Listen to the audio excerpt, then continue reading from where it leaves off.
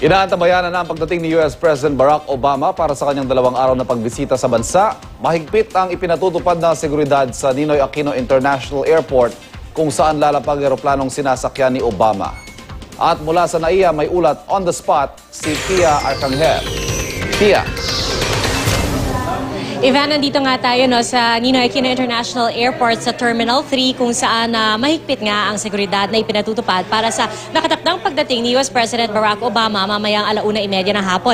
Ang nakikita nyo sa aking likuran ngayon, ito yung pila para sa mga kasamahan natin dito sa media. Dadaan tayo sa masusing inspeksyon. Kung mapapansin ninyo, dito sa bandang bahaging ito, mga Presidential Security Group o miyembro ng PSG ang nagsasagawa ng inspeksyon dito. Pero mula kasi dito sa Terminal 3, sasakay tayo ng isang shuttle papunta doon sa Aegis Aviation Center kung saan lalapag ang Air Force One at doon naman magsasagawa ng final sweep ang mga miyembro ng US Secret Service. At 1:30 nga yung inaasahang oras ng paglapag ng Air Force One at ilan sa mga sasalubong kay US President Barack Obama sa kanyang pagdating dito sa ating bansa, sina Vice President Jejomar Binay, US Ambassador Philip Goldberg, pati na rin si Philippine Ambassador to the US, Jose Alquicia Jr. At syempre, mga miyembro ng gabinete tulad ni Foreign Affairs Secretary Albert Del Rosario at DILG Secretary Mar Rojas at ang bagong hirang na hepe ng Philippine Air Force, ang Philippine Air Force Chief na si Major General Delgado. At yun nga, arrival honors ang ibibigay dito. At pagkatapos ng kanyang paglapag dito, ay inaasahang sasakay ng chopper si President Obama papunta naman sa Malacanang kung saan siya gagawaran ng welcome honors, yung formal welcome ceremony para sa kanya.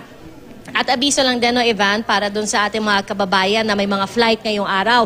Nagpalabas ang CAAP ng isang no-fly zone policy sa paligid ng NAIA, pati na rin ang Malacanang para sa seguridad ni President Obama. Pero ang paglilinaw nila, yung mga commercial flights, pati na rin yung mga cargo flights ay tuloy lamang dahil ito nga ay syempre hindi naman nila pwedeng itigil yung kanilang paglilipad. Pero ang abiso sa kanila, 15 minutes before yung scheduled landing ng Air Force One ay bawal ang takeoff at landing. Kaya nagpaalala rin, pati na rin yung mga commercial airlines sa kanilang mga pasahero na asahan na baka magkaroon ng possible flight delays dito sa NAIA sa araw na ito. Kaya kung maaari ay agahan na ninyo ang inyong pagpunta dito sa airport. Evan? Pia, anong oras yung expected na paglapag ng Air Force One?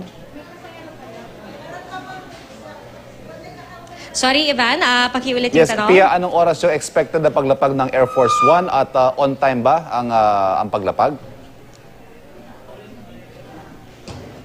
Yes, Evan, 1:30 yung expected na arrival ng Air Force One at galing si President Obama sa Kuala Lumpur, so 3 hours. Mukhang on time pa naman so far ang ina-expect na kanyang pagdating. Kaya naman eto, pati kami dito sa media on schedule dahil ang sabi nila 11:30 ang oras ng pag-alis namin mula sa Terminal 3 papunta doon sa Aegis Aviation Center kung saan lalapag yung Air Force One. At dahil nga inaasahang ilang steps of security sweeps ang dadaanan namin, Ivan. Okay, maraming salamat, Pia Arcangel.